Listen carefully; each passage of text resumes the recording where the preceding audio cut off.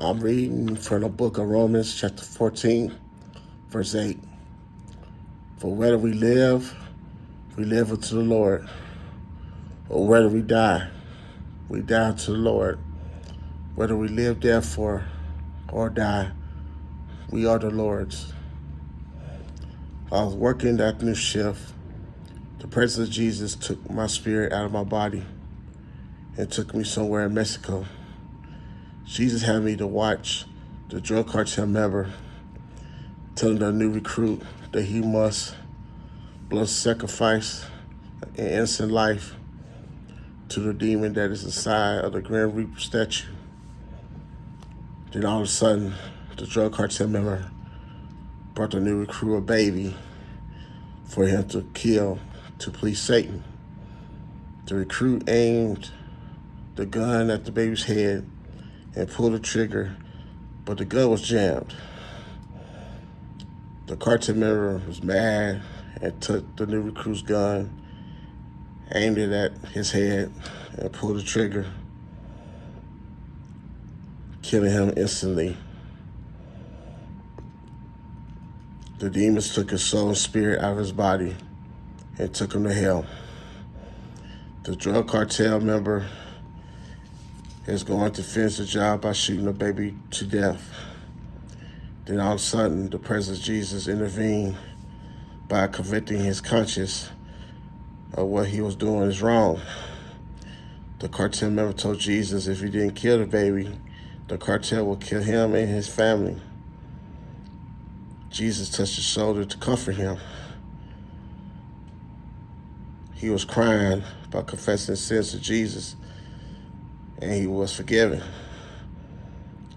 And the cartel member gave his life to Jesus Christ. Jesus told him to take the baby to a Christian woman's house so she can raise it as her own, because I heard her cries. She is barren. He obeyed Jesus and went his way. Then all of a sudden, the demon inside of the statue of the Grand Reaper appeared before the cartel and told them the cartel member became a born-again Christian, and he spared the baby's life and gave the baby to the Christian woman. They were furious. They found a former cartel member and put him into a van. They covered his face with a black bag and asked him,